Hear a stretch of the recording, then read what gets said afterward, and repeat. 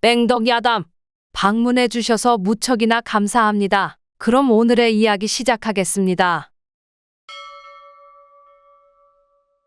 옛날 어느 마을에 장사로 재물을 모아 남부럽지 않게 살고 있는 김상수라는 시전상인이 살고 있었다. 김상수는 보부상을 여러 건을 이며 전국적으로 장사를 하고 있었고 장사 수완과 처세가 좋아 권세가 있는 양반이며 관료까지 연줄이 닿지 않는 곳이 없었다. 김상수가 이렇게 상인으로 번창하기까지에는 먹을 거 안 먹고 입을 거 안 입고 농사를 지어 재산을 모은 김상수 부모의 뒷받침이 있었기 때문이었다. 김상수의 부모는 만평에 달하는 벼농사를 지었지만 하루에 한 끼 보리죽으로 끼니를 때웠다. 하지만 아들 김상수에게만은 하루 삼시세끼 흰쌀밥만 먹였고 자신들은 남에게 옷을 얻어 입을지언정 아들 김상수에게만은 비단 옷을 입혔다.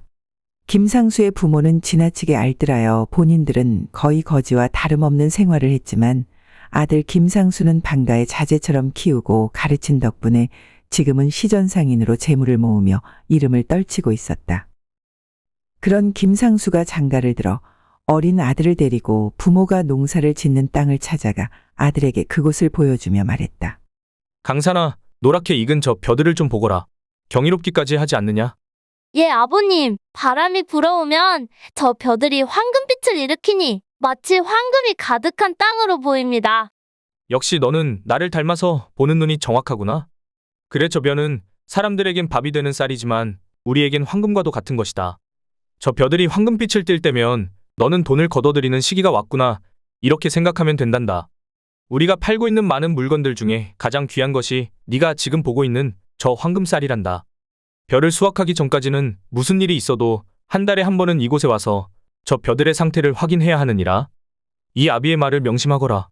예, 아버님 명심하겠습니다.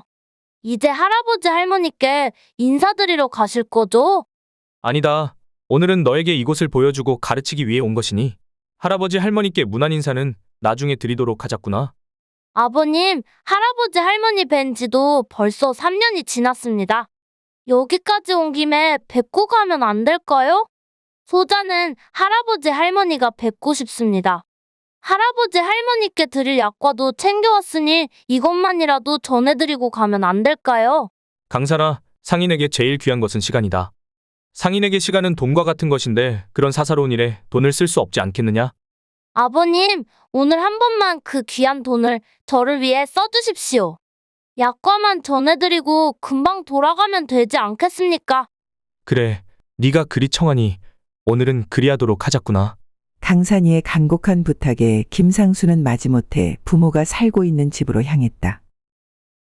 김상수의 부모는 낡은 초가집에 살고 있었다. 강산이가 조부모의 낡은 집을 보고는 아비 김상수에게 물었다. 아버지, 왜 할아버지 할머니는 다 쓰러져 가고 있는 집에 살고 계세요? 우리 집에 빈 방도 많이 있는데 집으로 모시고 와서 살면 좋겠어요. 저 집이 무너져 할아버지 할머니가 다치실까 염려가 됩니다. 우리 강산이 심성이 이리 착하니 아비가 걱정이 되는구나. 강산아, 저 집은 쓰러지지 않으니 걱정 말아라. 네 할아버지는 이 집을 너무 좋아하신단다. 그리고 손재주도 너무너무 좋으셔서 저 집이 쓰러질 것 같으면 고치고 또 고치고를 반복하며 몇십 년째 계속 살고 계시지. 할아버지는 근검절약을 이래도 됐나 싶을 정도로 철저하게 실천하시는 분이란다. 아, 그런 거군요. 우리 할아버지는 정말 대단하신 것 같아요. 책에서 읽던 군자의 덕목을 가지고 계시니 농민이신 할아버지가 군자이신가 봐요. 강산아, 군자라는 말은 우리 같은 평민에게 쓰는 말이 아니란다. 그저 네 할아버지는 본인이 좋아서 저리 사시는 거지 군자라서 저리 사시는 것이 아니야. 강산이가 마당으로 들어서며 다시 입을 열었다. 아버지, 할아버지 할머니 집에는 집안일을 도와주는 하인이 보이지 않아요. 하인들이 없으면 힘든 집안일을 할머니가 다 하셔야 할 텐데 우리 집에는 하인이 많으니 몇 명 보내드려야겠어요. 네 할아버지 할머니는 다른 사람들을 싫어하시지. 일을 해주는 하인들조차도 싫어하셔서 없는 거란다. 할머니가 나이가 많이 드셔서 힘든 일을 하실 수 없으니 큰 집이 필요치 않은 거지. 작은 집이어야 할머니가 혼자서 집안일을 하실 수 있지 않겠느냐? 이 집은 할아버지 할머니가 좋아서 사시는 집이란다. 그러니 너는 보이는 것이 전부가 아니란 것을 알았으면 좋겠구나. 예, 아버님. 제가 배움이 짧아 깊은 뜻을 알아차리지 못한 것이 부끄럽습니다. 너무 자책 말거라. 이 아비가 다 가르쳐 줄 것이니 너는 아비만 잘 보고 따르면 된단다. 강산이가 할아버지 할머니를 부르며 들어가자 조모가 반가운 목소리로 강산이와 아들 김상수를 맞이했다. 아이고, 해가 서쪽에서 떴나.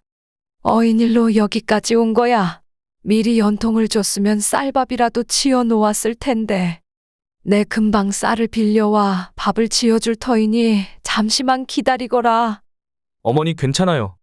인사만 드리고 곧 올라가 봐야 해서요. 강산이가 드릴 것이 있다 하여 바쁜 시간 잠시나마 들린 것이니 신경 쓰지 않으셔도 돼요. 아범아, 내 아버지가 아프시다고 연통을 넣은 게 언제인데 이제서야 와놓고서 바로 가야 한다니. 너무 야속한 말이구나. 어머니, 저는 매일매일을 골머리 썩는 일들로 머리가 아프면서 살아요. 제가 매일 머리가 아프다고 아버지 어머니께 연통을 드리지는 않잖아요. 사람이 아프기도 하면서 사는 것이 당연한 건데 그때마다 그렇게 호들갑을 떠시면 제가 어떻게 일을 할 수가 있겠어요. 그래, 알았다. 방으로 들어가서 아버님께 인사나 하고 나오거라. 김상수가 방으로 들어가자 강산이가 할머니 품에 안기며 말했다. 할머니, 아버지는 훌륭하신 분이세요? 아버지는 분명 황금 논을 한 달에 한 번은 직접 와서 봐야 한다고 오늘 가르쳐 주셨거든요. 그런데 왜 할아버지 할머니는 뵙고 가시지 않는 걸까요? 강산아, 내 아비는 이 할미의 자랑이란다. 내 아비가 한 달에 한 번 올 때마다 할미 집에 들리기에 이 할미가 지겹다고 오지 말라고 했단다. 우리는 할 줄 아는 거라곤 농사 짓는 게 다인데 우리와는 다르게 네 아버지는 똑똑하고 장사 수완도 좋지 않니? 그런 훌륭한 아들이 있다는 것만으로도 네 할아버지와 이 할미는 웃으며 산단다. 그러니 너도 네 아비를 본받아 이 할미처럼 손에 흙 묻히고 살지 말고 돈 만지고 살아야 한다. 예, 할머니, 명심할게요. 그런데 할머니, 혹시 붓하고 종이가 있을까요? 무엇에 쓰려고 그러니? 아, 그림을 그리고 싶어서 찾는 게로구나. 붓하고 종이는 없지만 얇게 다듬어 놓은 숯하고 흰 천이 있으니 그것으로 그리면 놀아라. 예, 할머니, 쓸 수 있는 것이면 됩니다. 강산이의 할머니가 얇게 다듬어진 숯과 흰 천을 가져다 주자 강산이는 무언가를 적기 시작했다. 한편 방으로 들어가 아픈 아비를 만나고 있던 김상수는 아픈 아비를 바라보며 짜증 섞인 말투로 입을 열었다. 이리 누워만 계시면 어찌합니까? 제가 전에 보내드린 약은 드셨어요? 괜한 걱정을 끼친 것 같아. 미안한 마음뿐이구나. 그리 좋은 약을 보내주었는데 나이가 들어 약발도 잘 안 받는지 좀처럼 기운이 돌아오지 않는구나. 내 걱정은 하지 말거라. 곧 괜찮아질 게야. 그 약이 얼마짜리인지 알고나 계세요? 이 고약한 냄새는 또 뭐예요? 얼마나 누워만 계셨기에 몸에서 이리 고약한 냄새가 나는 거예요? 곧 추수를 하셔야 하는데 그전엔 일어나셔야죠. 다른 사람들을 어찌 믿고 일을 맡기겠어요? 아버지가 일어나셔서 추수를 하셔야 제가 마음 편히 있을 거 아닙니까? 다른 사람에게 일을 맡겼다가 쌀을 빼돌리기라도 하면 어찌하시려고 누워만 계시는 거예요? 점점 게을러지시는 것 같아서 제 마음이 안 좋네요.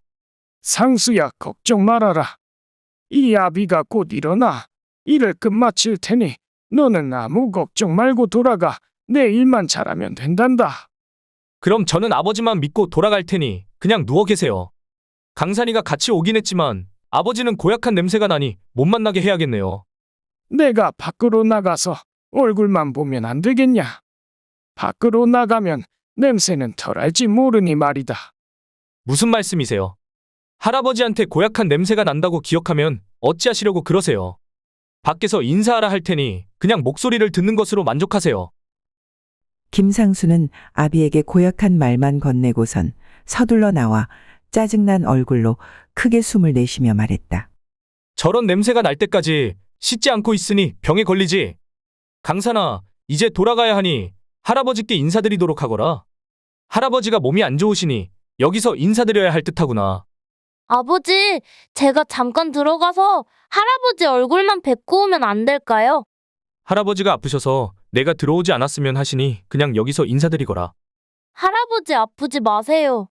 제가 다음에 올 때는 약과보다 더 맛있는 걸 가지고 올게요. 어서 쾌차하셔서 다음에는 제 얼굴 보며 안아주셔야 해요. 강산이가 아쉬운 듯한 표정을 지으며 큰 소리로 할아버지에게 인사를 했다. 그 모습을 옆에서 지켜보던 김상수의 노모는 조용히 눈물을 흘리고 있었다. 그렇게 김상수와 강산이가 돌아가고 그 다음 해에 강산이의 조부와 조모가 지병으로 연이어 세상을 떠나고 말았다. 강산이는 혼자 소리 없이 울며 생각했다. 그날 억지를 써서라도 할아버지 얼굴을 베었어야 했어. 그날이 마지막이 될지 내 어찌 알 수 있었겠어. 할아버지 생전 얼굴이 기억이 나질 않아.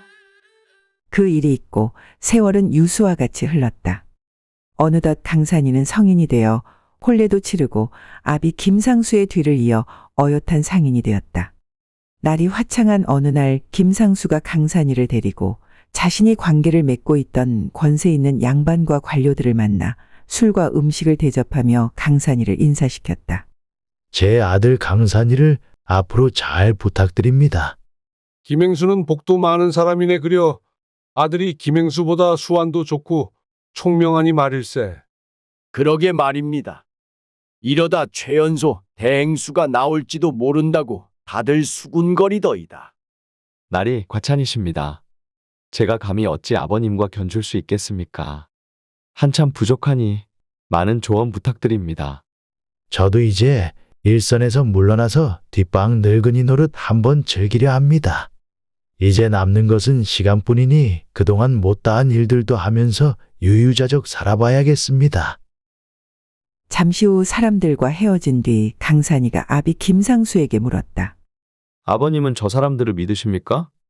강산아, 사람을 믿는 게 제일 어리석은 짓이란다. 난 아무도 믿지 않는다. 며칠 후 김상수는 아들 강산이에게 행수 자리를 물려주고는 한가로운 시간들을 보내고 있었다. 그런데 벼농사를 짓고 있는 논에 다녀온 강산이가 다급한 목소리로 아버지 김상수를 찾았다. 아버지, 큰일 났습니다. 무슨 일이냐? 무슨 일이기에 이리 호들갑인 게야? 우리 황금론이 황금빛을 띠고 있지 않습니다. 아니 그게 무슨 소리야? 벼수하게 문제라도 생긴 것이냐? 아버님 말씀이 맞았습니다. 일손이 부족해서 어쩔 수 없이 새로 사람을 구해 벼농사를 맡겼는데 벼가 누리끼리 하니 황금빛도 돌지 않고 수확량도 반으로 줄었습니다. 아버지께서 말씀하신 것처럼 벼들은 주인이 직접 키워야 하는 것 같습니다. 소자의 시간은 돈이나 다름없으니 소자가 내려갈 수는 없는 일 아닙니까? 그러니 아버님께서 우리의 황금론을 맡아주셔야겠습니다. 아버님은 일선에서 물러나셔서 이제 아버님의 시간은 더 이상 돈이 아니니 아버님의 시간을 우리 황금론 일구는데 써주셔야겠습니다. 김상수는 강산이의 말을 듣고는 매우 놀랐으나 평소 자신이 강산이에게 했던 말들이 떠올라 아무런 말도 강산이에게 할 수 없었다. 아버님이 당장 내려가시더라도 불편함 없이 지내실 수 있게 소자가 채비할 터이니 아버님께서는 아무 걱정하지 마시고 내려가시면 됩니다. 아비 김상수에게 내려가서 쌀 농사를 지으라고 말하고 강산이는 돌아갔다. 돌아가는 강산이의 뒷모습을 한참 동안 어이가 없다는 듯이 멍하니 바라보던 김상수는 혼자 생각했다. 그래 차라리 잘 됐어. 한적한 곳에 내려가 시간을 보내는 것도 나쁘지는 않지. 좋은 부모 노릇한다고 기생집도 마음대로 드나들지 못했는데 마누라는 이곳에 남겨두고 혼자 내려가 한 2, 3년 즐기다가 돌아오는 것도 좋지. 벼농사야 일꾼들한테 시키고 내 시간을 보내면 되니 더할 나위 없이 좋을 거야. 암 그렇고 말고. 며칠 후 강산이가 조부모가 살았던 집으로 아비 김상수를 데려갔다. 김상수는 잠시 어리둥절해 하더니 아들 강산이에게 물었다. 여기는 어인일로 온 것이야? 내 조부모가 살던 곳에 인사차 들린 것이냐? 아닙니다. 아버님이 지내실 곳입니다. 추수가 다 끝나서 아버님께서 하실 일이 별로 없습니다. 그래서 아버님이 적적해 하실까봐 집은 수리하지 않았습니다. 겨울을 지내고 벽실을 뿌릴 때까지 시간이 많이 있으니 아버님도 집을 고치시며 시간을 보내시면 무척이나 즐거워하실 것 같아서 집을 그대로 두었습니다. 아버님 좋으시지요? 무슨 말을 하는 게냐? 여기서 내가 어찌 지내란 말이냐? 아버님께서 낳고 자라신 집이지 않습니까? 제가 어렸을 때 아버님께서 할아버님도 좋아하시는 집이라고 말씀해 주셨잖아요. 분명 자식은 아비를 따라야 한다고 하셨으니 아버님도 이곳에 지내셔야 하지 않겠습니까? 김상수는 강산이의 말에 어안이 벙벙하여 벙어리처럼 아무 말도 할 수 없었다. 그때 강산이가 소매 품에서 낡은 천을 꺼내 아비 김상수에게 보이며 말했다. 걱정하지 마십시오. 제가 아버님께 본받아야 할 것을 그대로 적발임에 두어 고이 간직했습니다. 김상수는 강산이가 어릴 적에 낡은 천의 수치로 적발임에 놓은 글자들을 읽어내려가며 점점 얼굴이 굳어졌다. 그런데 강산이는 해맑게 웃으며 계속 말을 이어갔다. 아버님, 어머니께서는 내려오시지 않으실 겁니다. 큰 살림만 해보셔서 작은 살림은 즐겁지 않으시다 하시니 어찌하겠습니까? 제가 어머니께 불효를 할 수는 없는 노릇 아니겠습니까? 그리고 할아버님처럼 아버님도 다른 사람은 아무도 믿으실 수 없다 하셨으니 하인들도 내려보내지 않겠습니다. 이 정도면 아버님이 원하시는 대로 다 준비해드린 듯한데 혹시 부족한 게 있으십니까? 김상수는 아무런 말도 하지 않은 채 멍하니 서서 강산이의 얼굴만 바라보았다. 그리고 부엌에 보리쌀 한 자루 가져다 놓았습니다. 매달 초하루 벼농사 하는 일꾼에게 보리쌀 한 자루를 가져다 드리라고 말해 놓았으니 끼니 거르시지 마시고요. 소자는 시간이 돈이라 그만 돌아가야 하니 내년 추수철에 인사드리러 오겠습니다. 아버님이 계시니 내년 추수는 풍년을 기대해도 되겠네요. 우리 황금론 잘 부탁드립니다. 강산이는 김상수를 혼자 두고는 떠났다.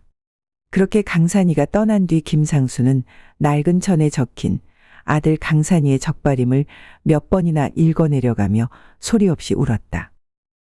모든 걸 체념한 듯한 김상수는 다 쓰러져 가는 집을 고치고 그곳에 기거하며 묵묵히 벼농사를 지었다. 그렇게 시간이 흘러 다음 해의 추수 시기가 다가와 강산이가 약과를 들고 김상수를 찾아왔다. 강산이는 아비 김상수에게 약과를 전해주고는 돈으로 시간을 살 수 없으니 돌아간다고 말하고는 바로 돌아가 버렸다. 또다시 시간이 흘러 추수 시기가 되었다. 이제 막 돌이 지난 자식을 안고 강산이가 김상수를 찾아왔다. 강산이는 하인을 김상수가 기거하고 있는 집으로 먼저 보냈다. 하인을 통해 김상수를 방으로 들어가 있으라고 전하고 절대 밖으로 나오면 안 된다고 당부했다. 김상수가 방으로 들어간 것을 확인한 후에야 강산이는 마당으로 들어가서 방 안까지 들리는 목소리로 말했다. 아버님, 제 아들 수영이를 인사시키고자 데려왔습니다. 하지만 아버님께서 혹여나 어떤 병에 걸리셨을 수도 있으니 밖에서 인사드리고자 합니다. 아버님의 손자가 아직 어려서 목소리로 인사를 전해드릴 수 없으니 다녀간 걸로 만족하시고 내년 추수 때 뵙겠습니다. 강산아, 나는 아무런 병도 걸리지 않았단다. 그러니 우리 손자 얼굴 한 번만 보게 해주거라. 아버님은 욕심도 많으십니다. 저는 제 발로 걸을 수 있었어도 할아버님이 무슨 병에 걸렸는지 몰라 얼굴을 뵙지 못했습니다. 그런데 말도 못하고 걷지도 못하는 제 아들은 괜찮다 하시니 손주를 소중히 생각지 않으신 것 같아 제가 다 서운하네요. 내년 추수에는 얼굴을 볼 수 있을지 모르니 욕심 부리지 마십시오. 제 시간은 돈이라 이만 돌아가겠습니다. 강산이가 돌아가고 해가 저물어서야 마당에 나온 김상수는 밤하늘에 떠있는 달을 보며 속삭였다. 내 엇보임을 압니다. 내 아들이 나에게 행하는 이리도 가혹하고 잔인한 일들이 저라면 아낌없이 모든 것을 주던 내 부모에게 내가 행했던 일들임을 알고 있습니다. 이제 와서 불효자인 내가 누구를 원망하겠습니까? 하지만 손주 얼굴 한번 보고자 하는 마음조차 허락되지 않으니 그저 속상할 뿐입니다. 김상수는 이날 달림에게 넋두리하며 눈물로 밤을 지새웠다. 그리고 또 1년이 흘러 다음 해 추수 시기가 다가왔다. 어김없이 강산이가 김상수가 기거하고 있는 낡은 집으로 찾아왔다. 아버님, 소자 왔습니다. 그래, 알고 있다.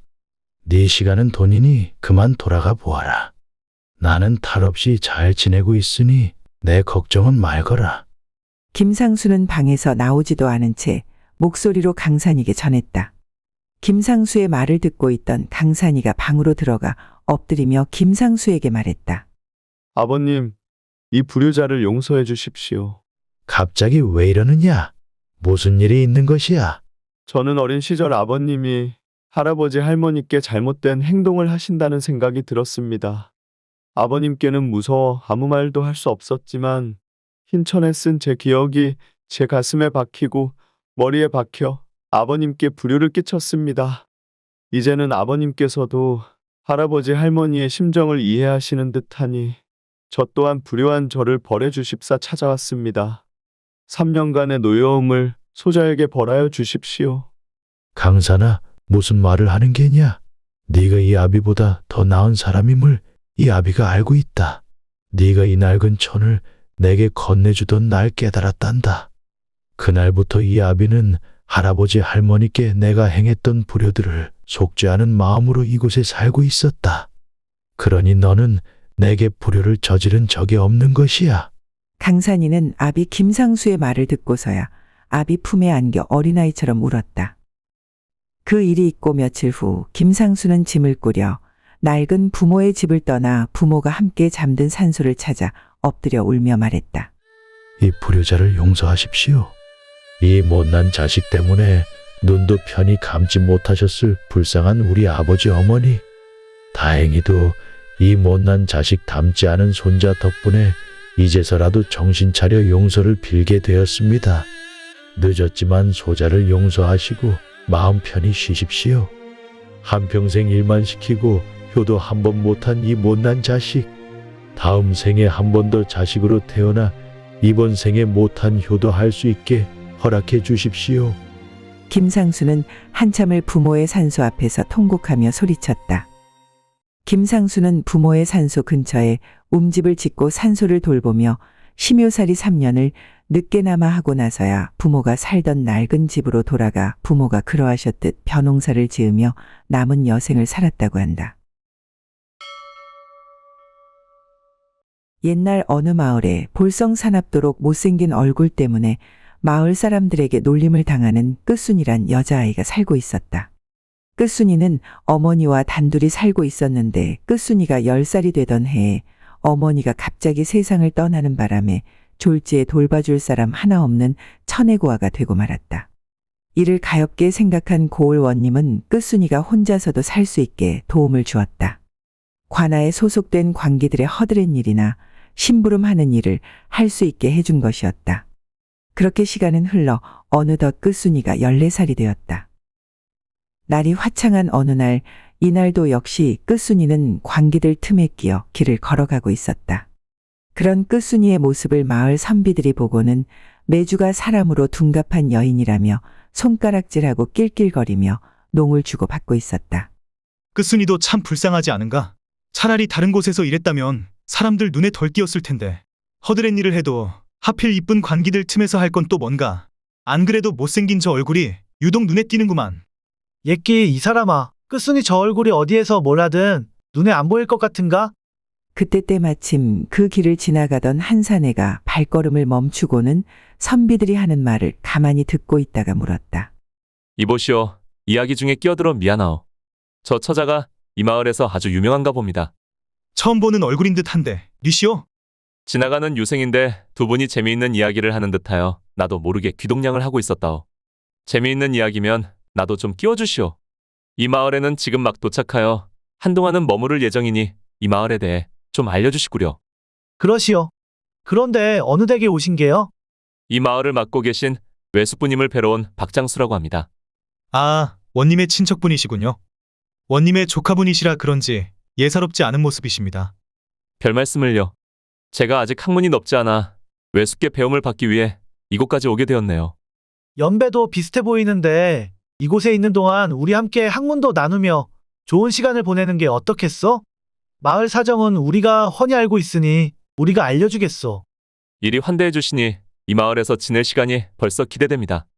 마을 선비들은 장수가 사또의 조카라는 소리에 처음 본 사이임에도 불구하고 먼저 친하게 지내자며 다가왔다. 장수와 마을 선비들이 통성명을 하고는 형님 아우를 칭하며 다음을 기약하고는 헤어졌다. 잠시 후 장수가 외숙부가 있는 관아에 도착해 외숙부에게 인사를 건넸다. 그런데 마을 사또인 외숙부는 장수의 얼굴을 보자 인상을 찌푸리며 말했다. 장수야, 이곳에서는 조용히 학문에만 열중해야 한다. 너도 이 마을에서 내가 어떤 위치인지는 잘 알고 있을 것이다. 그러니 이곳에서도 사고를 치면 나 또한 규율에 맞게 너를 엄히 처벌할 것이야. 여기에서도 쫓겨나면 더 이상 너를 받아줄 사람은 아무도 없을 것이다. 그러니 제발 명심하고 학문에만 집중하거라. 장수의 외숙부인 사또는 한숨을 내쉬며 장수에게 말했다. 장수가 외숙부의 말에 힘없이 알겠다고 대답을 하고는 관아를 빠져나왔다. 관아를 빠져나오자마자 장수가 혼잣말로 투덜거렸다. 아니, 외숙은 처음부터 사또였나? 나 참 어이가 없네. 젊음은 잠깐인데 이 젊음을 어찌 재미없는 학문에만 쏟으라 하는 거야. 세상 저리 재미없이 살다 가면 누가 알아주기는 하나. 남들에게 유생인 척 하는 장수는 한양에서도 학문은 거들떠보지도 않았다. 기생집을 드나들며 술과 여인들에게 둘러싸여 살다 부모에게 혼쭐이나 외숙부가 원님으로 계시는 이 마을로 쫓겨온 것이었다. 장수는 마을 선비들과 함께 어울리며 낮에는 학문을 공부하는 척을 했다. 그리고 해가 지면 서로 돌아가며 기생들을 집에 불러 즐겁게 지냈다. 그런데 장수가 그 기생들 중 초선이란 기생에게 푹 빠져 학문 공부는 다 내팽개치고 매일 초선이를 찾아가 시간을 보냈다. 기생 초선이는 얼굴이 이쁘고 용모와 행동거지가 단아하면서도 똑똑했다. 그런 초선이에게 장수가 죽자 사자 매달리니 초선이가 장수에게 말을 했다. 선비님, 지금이야 제가 좋다 하시지만 선비님께서 과거에 급제하시면 아마 저 같은 건 잊어버리실 거예요. 그리고 방가의 규수와 혼례를 치르시겠지요. 그런데 어찌 저에게 마음을 달라 하십니까? 그게 무슨 말이더냐. 나는 널 처음 본 그날부터 연모하고 있었다. 내가 봤던 그 많은 여인들 중에 오직 너에게만 연정을 품었음을 내 이름을 걸고 맹세할 수 있다. 너는 어찌 이리도 내 마음을 몰라주는 것이냐. 초선이는 장수의 말을 듣고는 부끄러운 듯 두 뺨이 붉어졌다. 그 모습을 본 장수는 초선이에게 더욱더 마음을 빼앗겨 서로 한날 죽기로 약속까지 하게 되었다. 그날 이후 장수는 하루가 멀다 하고 해가 지면 초선이의 집에 드나들었다.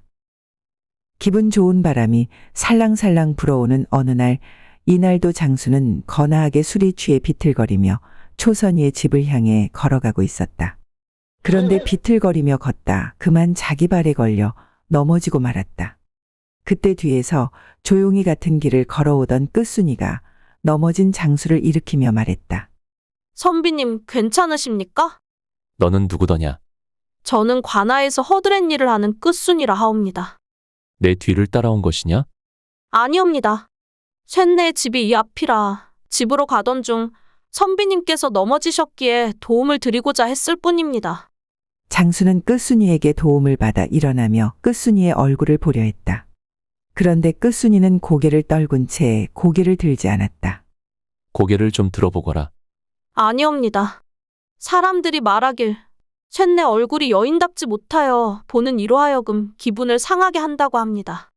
제 얼굴을 보시고 선비님께서 기분이 상하실 수도 있으니 괜찮으시다면 쇳내가 앞서 걸어가도 되겠습니까? 저의 집은 바로 이 앞이라 오래 걸리지 않습니다. 세상 그런 궤변이 어딨느냐. 사람이 사람 얼굴을 보고 기분이 상하다니. 내 세상 천지에 그런 괴상망측한 말은 들어본 적이 없다. 내게 도움을 주었는데 그 얼굴도 모른다면 내 어찌 보답을 하겠느냐. 어서 고개를 들어보거라. 양반의 말을 거역할 수 없었던 끝순이는 고개를 들고 장수를 바라보았다. 끝순이의 못생긴 얼굴을 본 장수는 눈살을 찌푸렸다. 이래도 되나 싶을 정도로 너무 못생긴 것이었다. 하지만 이내 아무렇지도 않은 척 끝순이에게 말을 했다. 사람 얼굴이 다 다르거늘 너는 왜 내 스스로 내 얼굴을 그리 말하는 것이냐. 퉁퉁한 사람이 있으면 마른 사람도 있는 것이 세상에 이치 아니더냐. 예쁘지 않다고 하여 사람이 아닌 것이 아니니 너는 내 자신을 좀 더 소중히 생각하고 아껴주어라. 예, 선비님 감사합니다. 고맙다고 해야 할 사람은 나인데 내가 어찌 나에게 감사하다는 것이냐. 내가 언젠가 오늘 일을 갚을 날이 있을 것이다. 내 약조하마. 장수는 청산유수 같은 말솜씨로 마음에도 없는 말을 끝순이에게 말하고는 초선이의 집을 향해 걸음을 옮겼다. 끝순이의 집은 장수가 넘어진 곳에서 몇 발 자국만 가면 되는 곳에 있었다. 그런데 끝순이는 자기 집을 지나 장수가 초선이의 집으로 들어가는 것을 보고 나서야 뒤로 돌아 자신의 집으로 향했다. 잠시 후 집으로 돌아온 끝순이는 밤하늘에 떠 있는 달을 보며 혼잣말을 하기 시작했다. 달님, 저를 가엾게 여기시어 저런 귀공을 보내주셨습니까? 귀한 선비님께선 기억도 못하실 하찮은 말일 수도 있겠지만 저에겐 평생을 간직하고 살 수 있는 귀한 말씀을 해주셨으니 이 은혜를 어찌 갚아야 하는지요? 끝순이는 장수의 말을 반복해 되뇌이며 작은 소리로 읊조렸다. 그날 밤 끝순이는 태어나 처음으로 기분 좋게 잠이 들었다. 장수가 이 마을에서 지낸 지도 어느덧 1년이라는 세월이 흘렀다. 장수의 외숙부인 사또는 이곳에서도 학문은 하지 않고 술과 기생에 빠져 시간을 보내는 장수를 더 이상 돌봐줄 수 없다며 집으로 돌아가라 말했다. 장수도 이곳이 슬슬 지겨워진 터라 본가가 있는 한양으로 돌아가기로 했다. 함께 어울린 선비들과 초선이에겐 과거를 치르기 위해 한양으로 돌아가야 한다며 거짓말을 늘어놓았다. 그 소식을 들은 마을 선비들이 장수와 그냥 헤어지기가 아쉬웠는지 자리를 마련했다. 해가 중천에 떠 있을 때부터 초선이의 집에 술과 주한상을 크게 차리게 하고는 다른 기생들도 불러 술을 마시기 시작했다. 서방님, 소녀는 서방님만 기다리며 살겠습니다. 그러니 서방님은 꼭 금이환영하셔서 소녀를 잊지 마시고 꼭 찾아주시어요. 걱정 말아라 초선아. 이곳이 내가 태어난 고향은 아니지만 초선이 네가 있는 곳이 내가 있을 곳이다. 내 꼭 금이환영하여 돌아오마. 입만 열면 거짓말이 청산유수처럼 술술 나오는 장수였다. 한참을 흥겹게 놀고 장수와 선비들이 집으로 돌아가기 위해 길을 나섰다. 몇 발 자국이나 걸었을까 집으로 돌아가던 중 끝순이의 집 앞을 지나가게 되었다. 평상시에도 짓궂은 놀이를 즐겨하는 한 선비가 집으로 들어가는 끝순이를 보며 짓궂은 표정으로 입을 열었다. 이 보게들, 우리 잊지 못할 추억 하나 만들어 보지 않겠나? 이 친구야, 이 오밤중에 무얼 하자는 건가? 우린 이미 다들 과하게 술을 마시지 않았나? 말해보게. 장수 이 친구와 추억 하나 더 만드는 일이라면 내 무엇이든 하겠네. 자네들 정말 짓궂구만. 그래 알겠네. 무슨 추억을 쌓겠다는 건가? 우리 마지막으로 좋은 일 한번 하세. 사내의 품이 어떤지도 모르는 끝순이에게 우리 큰맘 먹고 적선 한번 해주는 것이 어떤가? 끝순이가 음양의 이치를 알려면 필시 천지신명님의 도움을 받아야 할 테니 우리가 천지신명이 한번 되어보세. 이 친구 또 짓궂은 장난을 생각해냈구먼. 누가 끝순이에게 적선할지는 어찌 정할 건가? 이 엽전을 던져 세 사람 중 다른 면을 보이는 사람이 오늘 밤 하루 끝순이의 서방이 되는 걸세. 어떤가? 이 사람들아, 저 처자가 원치 않을 수 있는데 자네들이 정하면 되는가? 장수 이 친구야. 이 마을에 1년을 있었는데도 모르겠나? 끝순이 저것은 오늘 우리가 이대로 가면 평생 음양의 이치를 알 수 없을 걸세. 내 장담하지. 그래, 맞는 말이야. 그럼 내가 먼저 던지겠네. 장수와 두 선비는 차례대로 엽전을 던졌다. 장수와 한 선비는 뒷면이 나왔고 짓궂은 장난을 먼저 하자 제의했던 선비가 앞면이 나왔다. 내기를 하자고 먼저 제안했던 선비가 자신이 걸려 끝순이와 밤을 보내게 되자 다시 하자며 말을 바꿨다. 첫 파는 연습 아닌가? 다시 하세. 이 친구야, 사내가 한 입으로 다른 말을 하는 건가? 정 그리 싫으면 내게 100냥을 주게. 그럼 내가 자네 대신 저 끝순이란 처자와 밤을 지내도록 하겠네. 장수가 비아냥거리며 내기에 걸린 선비에게 약을 올리자 내기에 걸린 선비가 소매 품에서 돈주머니를 꺼내 장수에게 넘겨주고는 말했다. 장수 자네는 호탕하군. 역시 사내 대장부야. 여기서 자네가 나올 때까지 우리가 지켜볼 터이니 자네는 100냥 값어치를 꼭 하고 와야 하네. 사내 대장부가 한 입으로 두말하지는 않겠지? 내기에 걸린 사내가 진짜로 돈주머니를 꺼내자 어쩔 수 없이 돈주머니를 받아든 장수는 성큼성큼 끝순이의 집으로 향해 걸으며 혼자 생각했다. 100냥이 무슨 개 이름도 아니고 저리 쉽게 내놓다니. 초선이가 알면 난리가 날 터인데. 내가 먼저 말한 것이니 주워 담을 수도 없고. 아, 그래. 어차피 며칠 뒤면 떠나야 하는데 초선이든 저 못생긴 여인이든 다시 볼 일도 없는데 알게 뭐야? 장수는 그렇게 생각하고 끝순이의 집 문 앞에서 기척을 했다. 거기에 아무도 없느냐? 장수의 기척에 방에서 나온 끝순이는 문 앞에 서 있는 장수를 보고는 웃으며 다가와 반갑게 맞이했다. 어머, 선비님께서 누추한 제 집에는 어쩐 일이십니까? 자네 방으로 들어가서 이야기해도 되겠는가? 갑작스레 찾아와 방으로 들어가겠다는 장수를 보며 끝순이는 당황스러웠다. 하지만 금세 마음을 진정시키고 장수에게 방으로 들라며 방으로 안내했다. 방이 누추하여 송구스럽습니다. 아닐세. 기별도 없이 찾아온 사람은 나인데 자네가 죄송스러워하면 어찌하나. 단도직입적으로 말하겠네. 며칠 후 나는 이곳을 떠나 본가로 돌아간다네. 내가 친구들과 내기를 해서 자네의 머리를 올려주러 찾아왔네. 하지만 자네가 싫다고 한다면 나는 지금 당장 일어나 돌아가겠네. 그러니 자네는 솔직히 말해주게. 쇳내 같은 사람을 어찌 귀하신 선비님께서. 끝순이는 화를 내기는커녕 얼굴이 불그스름해졌다.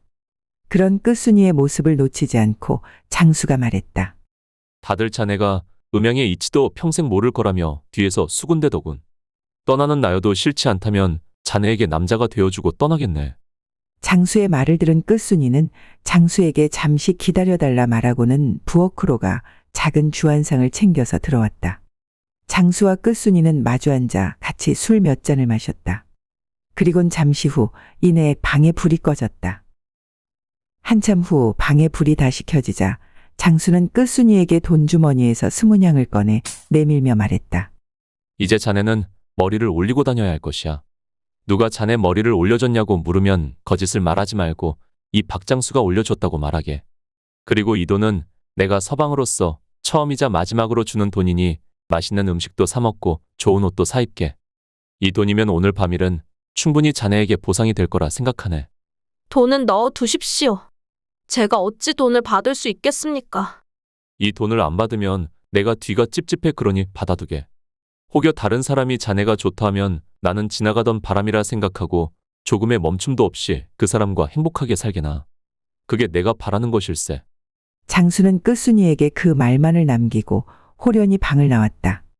밖에서 기다리고 있던 선비들이 장수가 나오자 크게 한바탕 웃고는 각자의 집으로 향했다. 그 뒤 장수는 한양으로 돌아갔지만 정신을 차리기는커녕 왈자패들과 어울리며 허송세월을 보냈다. 초선이는 장수에게 마음을 담은 연서를 3년간 보냈다. 하지만 장수에게서 단 한 통의 답장도 받지 못하자 더 이상은 연서를 보내지 않았다. 장수가 한양에서 허송세월을 보낸 지 5년이란 시간이 흘렀다. 장수의 아비는 더 이상 장수를 그냥 두고 볼 수 없었다. 그래서 2번 다시는 자신에게 얼굴을 보이지 말라고 장수에게 말하고는 장수를 내쫓아 버렸다. 맨몸으로 집에서 쫓겨난 장수는 평소에 같이 놀던 친구들과 왈자패들을 찾아 도움을 청했다. 하지만 장수가 돈 한 푼 없이 쫓겨났다는 것을 알게 된 친구들은 다들 장수를 모르는 사람처럼 대했다. 장수는 한양 이곳저곳을 떠돌며 연이 닿았던 사람들에게 도움을 청했지만 그 어느 누구도 도움을 주지 않았다. 어찌해야 하나 고민하던 장수는 외숙이 사또를 지냈었던 마을에 있는 초선이가 떠올라 초선이를 찾아가게 되었다. 며칠을 걸어 겨우 마을에 도착한 장수는 곧바로 초선이의 집으로 향했다. 장수는 거짓골을 한 채로 문 밖에 털썩 주저앉으며 말했다. 초선아, 내가 왔다. 이 서방님이 배가 고프니 우선 밥 좀 내어거라. 잠시 후 한 노파가 나와 거지 행세를 하고 있는 장수를 한참 동안 쳐다보더니 말했다. 괴상하네, 괴상해. 분명 초선이의 이름을 부르는 걸 듣고 나왔는데 웬 거지가 앉아있으니. 나 박장수네. 자네 나를 못 알아보는 건가? 당신 얼굴이 우리 초선이의 서방과 똑같긴 한데 몰골이 왜 그런 것이요? 초선이는 어디 있는가? 어서 들어가서 초선이 네 서방 박장수가 왔다고 전해주게나. 초선이는 이제 관아에 수청드는 기생으로 잡혀 있어서 나오지 못하고 있으니 얼굴일랑 볼 생각 마시고 그냥 돌아가세요. 내가 찬밥 남은 거라도 챙겨 나올 테니 그거라도 받고 싶거든. 내 말대로 하세요. 노파가 찬밥을 가지러 들어간 그때 장수 앞에 꽃내음을 풍기는 여인이 다가와 말했다. 거지가 내 집 앞에는 무슨 일인 거야? 내 집 앞에는 너 같은 자가 구걸하러 와도 되는 곳이 아니다. 그러니 어서 썩 다른 곳으로 가거라. 그때 노파가 찬밥을 들고 나오며 초선이에게 말했다. 초선아, 그 거지가 박서방이다. 저 몰골로 나타나 안 그래도 너를 찾고 있었다. 뭐라고요? 어머니, 제가 무슨 서방이 있다고 그러세요?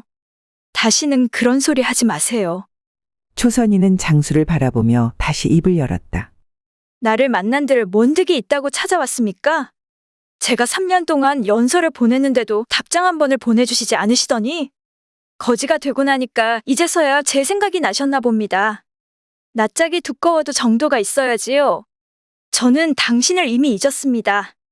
당신 얼굴을 보고 싶지 않으니 다시는 절 찾아오지 마세요.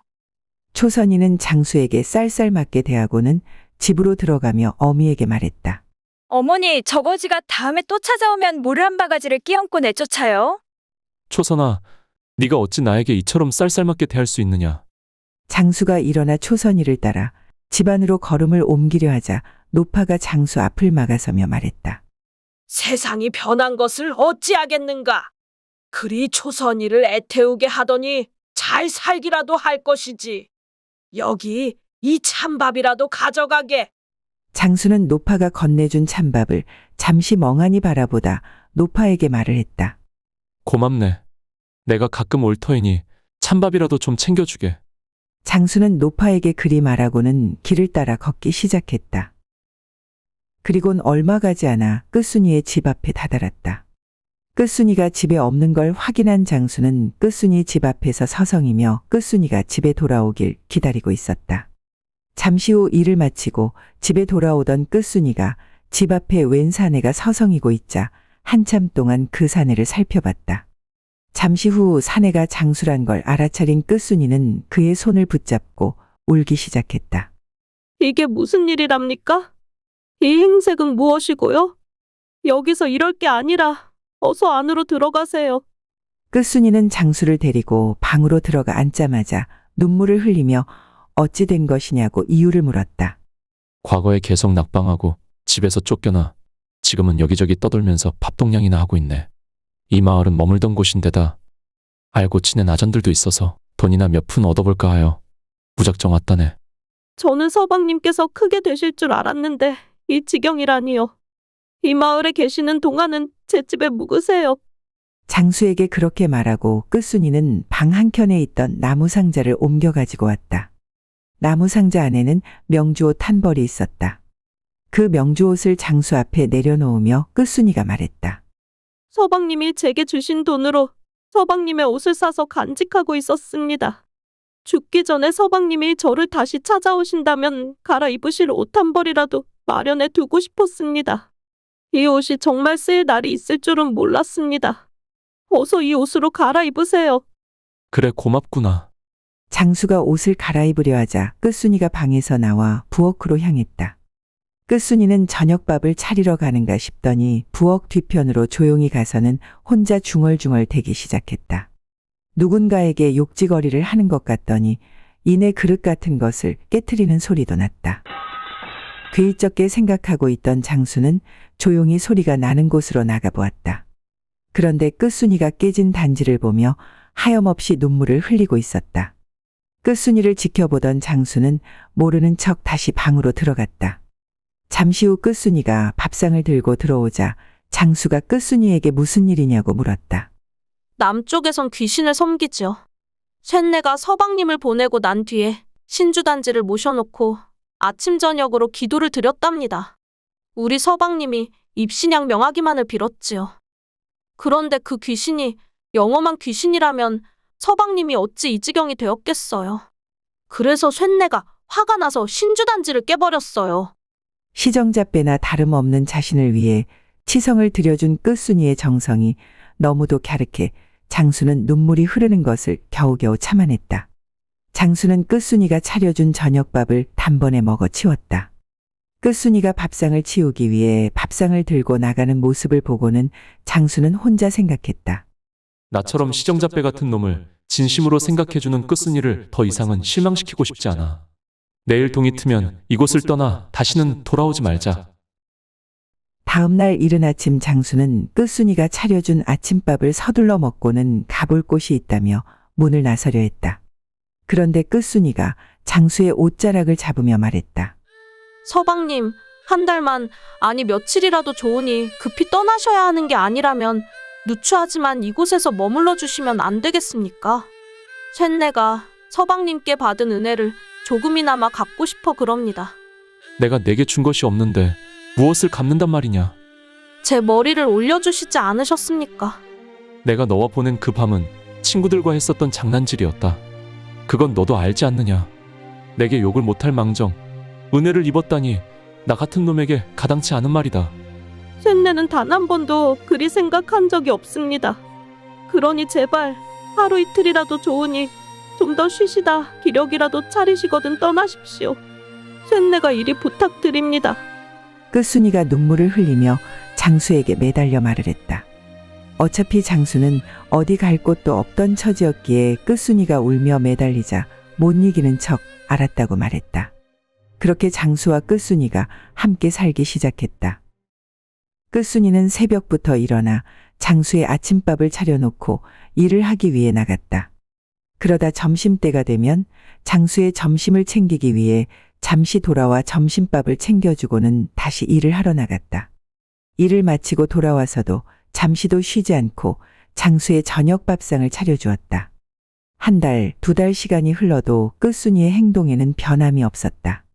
그런 끝순이를 지켜보던 장수는 결의에 찬 표정으로 몇 날 며칠을 생각하더니 생전 쳐다보지도 않던 책을 펴고 학문에 열중하기 시작했다. 1년 그리고 또 1년, 3년이란 시간 동안 학문에만 열중했던 장수는 마침내 과거를 치르기 위해 한양으로 떠나기로 했다. 끝순아 나를 기다려줄 수 있겠느냐? 내가 이번에 급제하지 못할 수도 있으나 언제가 되었든 꼭 급제하여 너에게 돌아오겠다 약속하마. 이번에 낙방을 하면 다음을 도전하고 그 다음에 또 도전해서라도 꼭 너에게 돌아오마. 기다리겠습니다. 쇳내 목숨이 붙어있는 한 서방님을 기다릴 테니 저는 걱정하지 마시어요. 그래, 내 꼭 돌아올 것이다. 그러니 나를 잊지 말아다오. 장수는 끝순이에게 돌아오겠다 약조를 하고는 한양으로 떠났다. 끝순이의 정성이 통했는지 장수는 그의 과거에 급제를 했다. 장수가 과거에 급제하자 장수의 아비가 장수를 찾아와 집으로 돌아가자 말하였다. 하지만 장수는 아비를 뒤로하고 끝순이에게로 향했다. 장수와 끝순이는 서로를 부둥켜 안고 한참을 울었다. 그날 밤 정화수 한 그릇을 떠놓고 둘만의 혼례를 치렀다. 신분의 차이로 끝순이는 정실 부인이 될 수는 없었으나 장수는 끝순이 외에 다른 여인을 정실 부인으로 두지 않았다. 장수와 끝순이는 아들과 딸 하나씩을 낳고는 생을 다할 때까지 금술 좋은 부부로 서로를 아끼며 살았다고 한다. 옛날 어느 마을에 기억을 잃고 바보가 된 한 사내가 살고 있었다. 사내는 정확히 언제인지는 모르겠으나 갑자기 마을에 나타나 넋을 잃은 사람처럼 정처 없이 여기저기를 다니면서 마을 사람들에게 배가 고프다며 구걸을 했는데 이 사내를 보고 마을 사람들은 어디서 온 누구인지도 모르는 사람이 일도 하지 않고 밤만 구걸하고 다닌다 하여 그냥 식충이 사내라고 불렀다. 그런 식충이 사내가 마을에 나타난 지 거의 1년이 다 되어가는 어느 날이었다. 여느 때와 다름없이 식충이 사내는 남은 밥이라도 얻어먹기 위해 마을 이곳저곳을 기웃거리고 있었는데 그 모습을 지켜보던 동네 왈자패 중 하나인 만석이가 식충이 사내를 멈춰 세우고는 말을 했다. 아이고, 이게 누구요? 식충이 아니여? 너 오늘 나한테 엄청 잘 걸렸다. 이 형님이 오늘 되는 일이 하나도 없는데 니놈한테 화풀이라도 해야겠으니까 네가 좀 이해를 해줘라이. 왈자패 만석이는 화풀이를 하겠다며 아무 잘못 없는 식충이 사내를 넘어뜨리고는 발길질을 하기 시작했다. 아무런 저항도 할 수 없었던 식충이 사내는 이유도 모른 채 그저 만석이의 매를 얻어맞을 뿐이었다. 하! 이제야 좀 후련하네. 역시 식충이 네가 때리는 맛이 있어. 너 그렇게 찬바닥에 오래 누워있으면 입 돌아간다. 더 맞고 싶지 않으면 엄살 그만 떨고 얼른 일어나서 꺼져. 멀리 못 나가니까 조심히 가고 우리 종종 보자. 만석이의 말이 끝나자 식충이 사내는 일어나 도망가기 시작했다.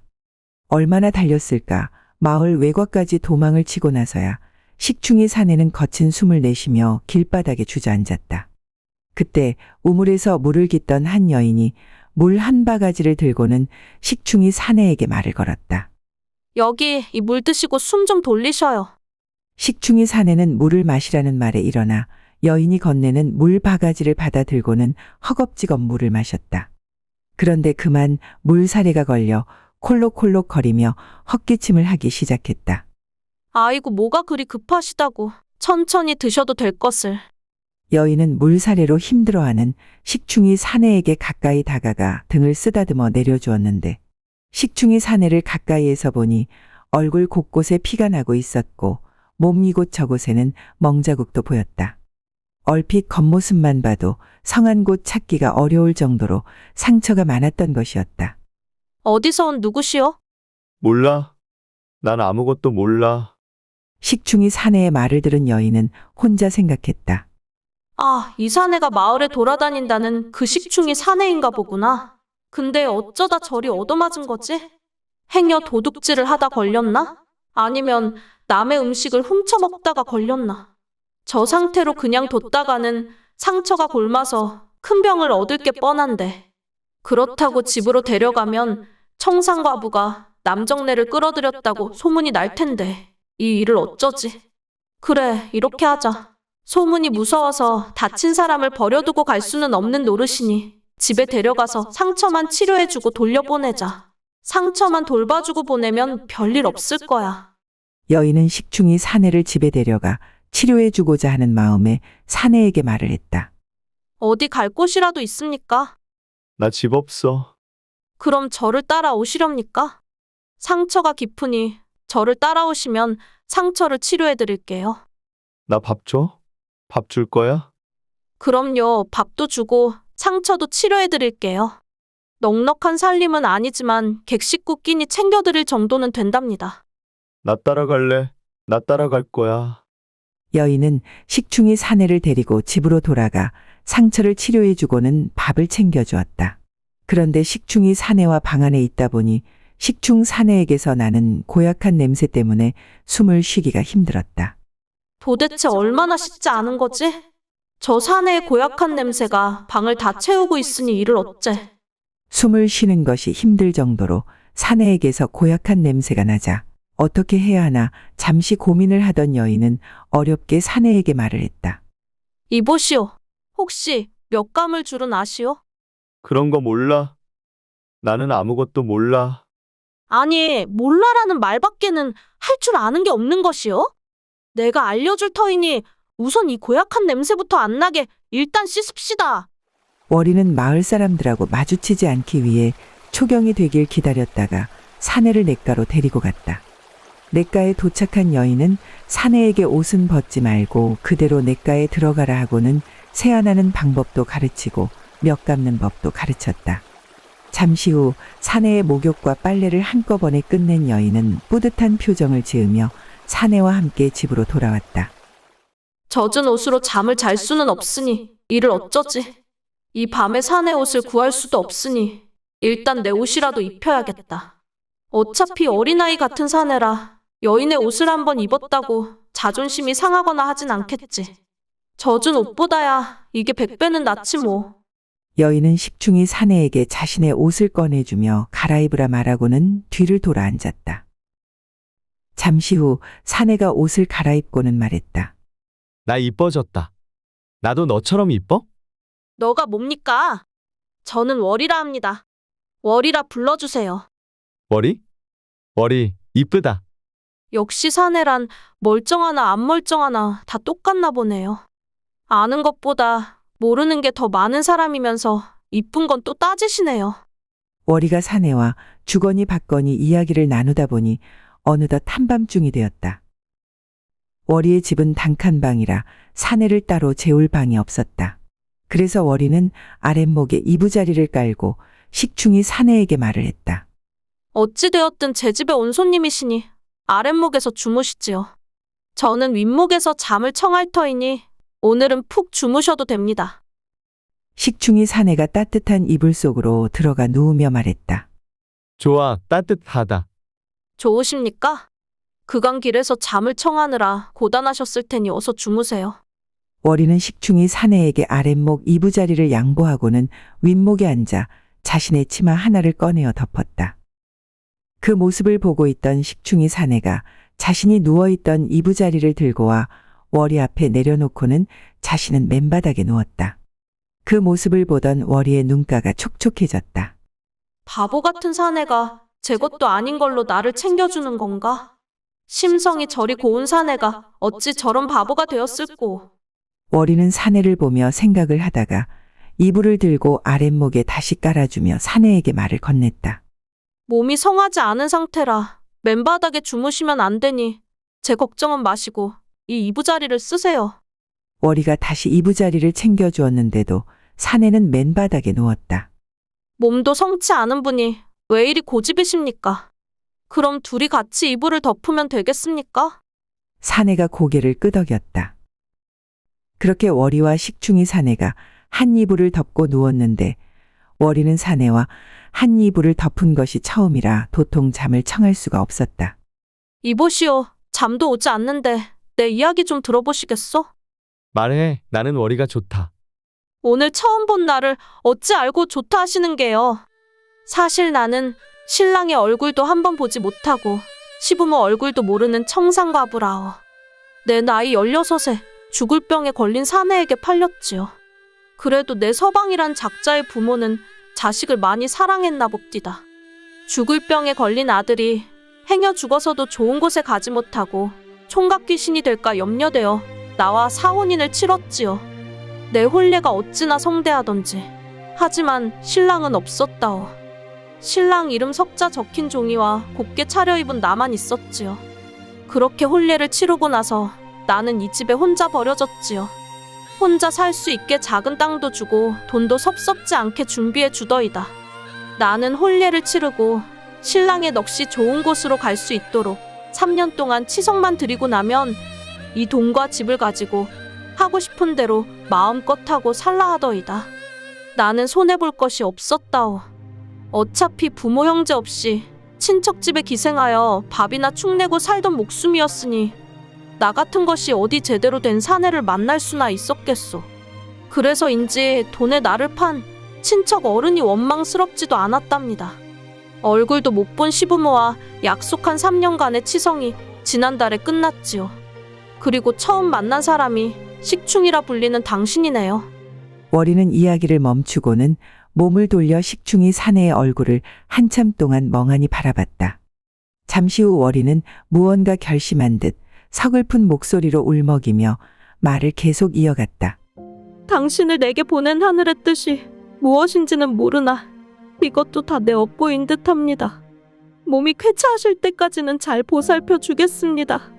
그러니 몸이 나으면 더 좋은 곳으로 가세요. 월이의 눈가에는 어느새 눈물이 맺히고 있었다. 그런 월이를 바라보던 사내가 월이의 뺨으로 흐르는 눈물을 아무 말 없이 닦아주었다.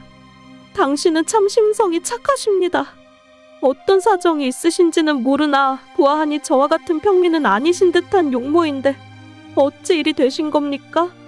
사정을 알아야 도울 수 있을 터인데요. 하지만 저한테 잘해주지 마십시오. 사람의 정이 고픈 저입니다. 혹여 바보 같은 당신에게 정이라도 주면 어찌합니까? 월이는 사내의 따뜻한 행동에 눈물을 흘렸다. 눈물을 닦아주어도 계속 눈물을 흘리는 월이를 보던 사내가 월이를 꼭 안아주었다. 월이도 사내의 품이 싫지는 않았는지 그대로 사내의 품에 안겨 잠이 들었다.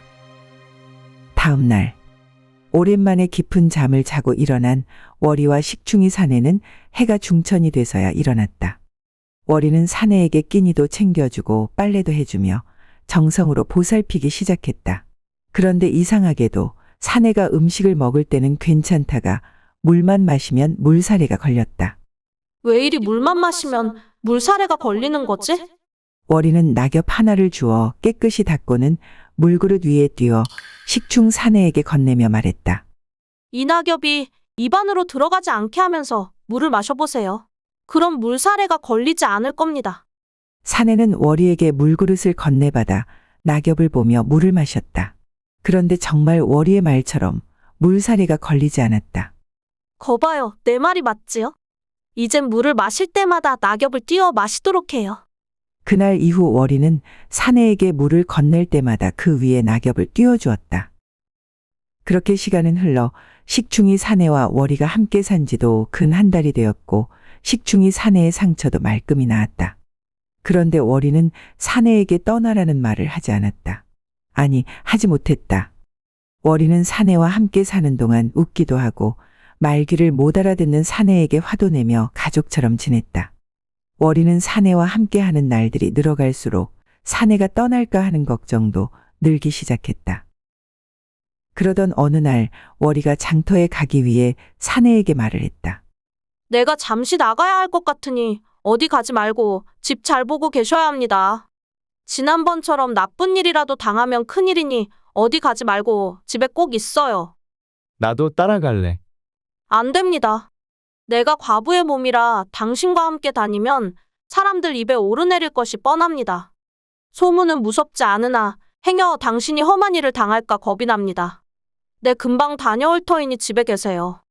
월이가 단호하게 안 된다고 말하자 같이 가겠다며 떼를 쓰던 사내가 단념하고 방 안으로 들어가 버렸다.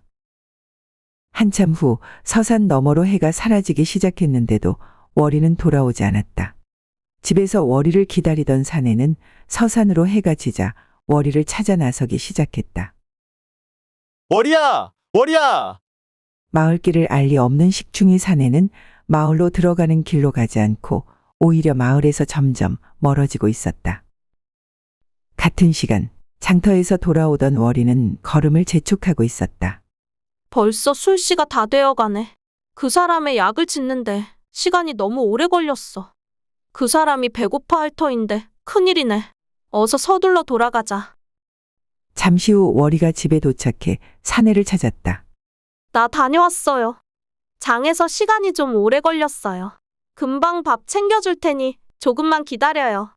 사내에게서 아무런 대답이 없자 월이는 방문을 열어보았다. 하지만 방에는 아무도 없었다. 이 사내가 어디 간 거야? 어디서 또 험한 일을 당하고 있는 거 아니야? 월이는 왔던 길을 되돌아가며 사내를 찾기 시작했다. 한밤중이 지나 먼동이 틀 때까지 월이는 사내를 찾았지만 사내의 모습은 어디에도 보이지 않았다. 같은 시간 식충이 사내도 걷고 또 걸으며 밤새 월이를 찾아 헤매고 있었다. 왔던 길을 되돌아갈 줄 모르던 사내는 월이의 이름만 부르며 계속 앞으로 걸을 뿐이었다. 그렇게 사흘이 지났다. 식충이 사내는 어느 큰 마을 입구를 향해 월이의 이름을 부르며 걷고 있었다. 그 모습을 마을 입구에서 지켜보던 한 사내가 식충이 사내를 보며 소리쳤다. 도련님 맞지요? 도대체 어디 계시다 오시는 거예요? 행색은 또 왜 이러신 겁니까? 월이 알아? 뭐라고 하시는 거예요? 일단 집으로 가세요. 대감마님께서 도련님을 찾아 전국 방방곡곡 사람을 안 보낸 데가 없으신데 도련님이 직접 제 발로 찾아오시다니 이게 무슨 영문인지 모르겠네요. 돌쇠는 식충 사내를 데리고 큰 기와집으로 향했다. 대감마님, 아씨, 어서 나와보세요. 도련님이 돌아오셨어요. 뭐라, 정말이냐? 우리 강산이가 정말 돌아왔단 말이냐? 식충이라고 불리던 사내의 이름이 바로 강산이었던 것이다. 서방님이 오셨다니 그것이 참말이냐? 참말이고 말고요. 어서 나와보세요. 강산이의 아비와 강산이의 부인은 버선발로 뛰쳐나와 강산이를 보고는 기쁨의 눈물을 흘렸다. 됐어. 이제 다 끝났어. 대감마님, 헌데 강산 도련님이 좀 이상합니다. 이상하다니? 그건 또 무슨 소리냐? 강산아 아비다. 이 아비를 알아보겠느냐? 월이 못 봤어? 아버님, 서방님이 왜 이러시는 걸까요? 강산이의 부인은 더 이상 말을 잇지 못하고 그 자리에 주저앉아 그저 눈물만 흘렸다. 돌쇠 내 놈은 당장 의원을 불러오지 않고 못하는 게냐? 강산이의 아비와 부인은 아무것도 기억하지 못하는 강산이를 정성으로 보살피며 전국의 용하다는 의원은 모두 불러 강산이의 병을 치료하기 위해 했었다. 한편 월이는 몇 날 며칠 식충이 사내를 찾고 또 찾았지만 식충이 사내를 봤다고 하는 사람조차 만날 수 없었다. 다행인지 불행인지는 모르겠지만 봤다는 이가 없으니 어디서 험한 일을 당하진 않은 거라 믿을 수밖에. 무정한 사람 같으니 이리 말 한마디 없이 갈 거면 잘해주지나 말지. 내복에 그 바보 같은 사내 만나 한동안 웃고 떠들며 살았으니 내복은 그게 다인 게지. 월이는 강산이를 그리워하며 울고 웃다를 반복하면서 매일 밤을 지새웠다. 월이와 강산이가 뜻하지 않게 헤어진 지 어느덧 1년이라는 시간이 흘렀다. 강산이의 아비와 부인이 지극정성으로 보살핀 덕분인지 강산이는 점차 기억이 돌아오고 있었다. 부인, 내가 일이 된 지 벌써 얼마나 지난 것이오? 행방불명 되신 지가 1년, 그리고 집에 돌아오시고 1년 정도가 되셨으니 벌써 2년이란 시간이 흘렀네요. 그동안 나 때문에 부인이 고생이 많았구려. 저는 서방님이 제 곁에 계신 것만으로도 좋아요. 그러니 다시는 어디 가시지 마셔요. 내가 가긴 어디 가겠소? 조금 더 노력하면 내 분명 모든 기억을 찾을 수 있을 테니 조금만 더 기다려 주시오. 기억이 뭐가 그리 중요하겠습니까? 서방님과 얼굴을 마주보고 이야기할 수 있는 것만으로도 저는 만족해요. 강산이의 부인이 지극정성으로 보살핀 덕분에 강산이의 상태는 날이 갈수록 호전되어 갔다. 그렇게 시간은 흘러 겨울을 지나 봄이 찾아왔다. 이제는 강산이도 회복되어 원래의 모습을 완전히 되찾았고 식충이라고 불리우던 시절은 까맣게 잊고 강산이는 부인과 행복한 나날들을 보내고 있었다. 그러던 어느 날 강산이가 정자에 올라 눈을 지그시 감고 솔솔 불어오는 봄바람에 실려온 꽃내음을 맡고 있었다. 그 모습을 지켜보던 부인이 다과상을 들고 강산이가 서 있는 정자로가 다과상을 내려놓고는 말했다. 서방님, 날씨가 화창해서 오늘은 서방님과 함께 다과를 즐기고 싶네요. 때마침 출출하던 참이었는데 잘 됐네요. 부인은 마치 제 마음을 꿰뚫어 보시는 것 같습니다. 강산이와 부인이 기분 좋은 농을 주고받는 그때 낙엽 하나가 살랑거리며 봄바람을 타고 와 다과상 위에 있는 찻잔 안에 떨어졌다. 찻잔 안에 떨어진 낙엽을 건지려던 강산이는 순간 멈추더니 그 낙엽을 한동안 멍하니 바라보았다. 그러다 이내 눈가에 눈물이 고였다. 아, 월이. 미안하다, 월이야. 내가 너를 까맣게 잊고 있었구나. 강산이는 떨리는 목소리로 월이의 이름을 부르며 눈물을 흘렸다. 서방님, 무슨 일이세요? 월이라니요? 처음 돌아오셨을 때도 한동안 그 이름을 부르셨었는데 월이가 누구예요? 강산이는 부인에게 자신이 인근 친척집에 가던 중 도적들을 만나 머리를 다쳐 기억을 잃은 채 식충이 사내로 떠돌던 때의 일들이 떠올랐다며 자신을 구해준 월이와의 일들을 모두 이야기해 주었다. 월이가 나를 걱정하며 찾았을 겁니다. 혼자뿐인 월이가 말도 없이 사라진 나 때문에 마음의 상처를 입었을까봐 걱정입니다. 서방님, 지금이라도 늦지 않았을 거예요. 어서 그곳으로 가셔서 월이라는 여인을 데려오셔요. 그 여인만 괜찮다면 그 여인을 서방님의 소실로 거두시는 게 좋을 듯 합니다. 부인, 그게 무슨 말이오? 제정신으로 하시는 말입니까? 서방님을 생각하는 마음이 저와 다르지 않은데 그런 여인을 어찌 그곳에 혼자 둘 수 있겠어요. 부인 고맙습니다. 하지만 아버님이 워낙 엄하신데 월이의 신분을 아시면 가당치 않을 일 아니겠소. 그 문제는 제가 잘 풀어보겠으니 서방님은 아무 걱정 마시고 어서 사람을 시켜서 월이라는 여인을 데리고 오도록 하세요. 다음 날 강산이는 하인에게 월이를 데려오라 명하였다. 그리고 강산이의 부인은 시아버님에게 허락을 받기 위해 꾀를 내었다. 강산이에게 있었던 일을 고담으로 만들어 시아버님께 아침 문안 드릴 때 그 고담 이야기를 들려드리는 것이었다.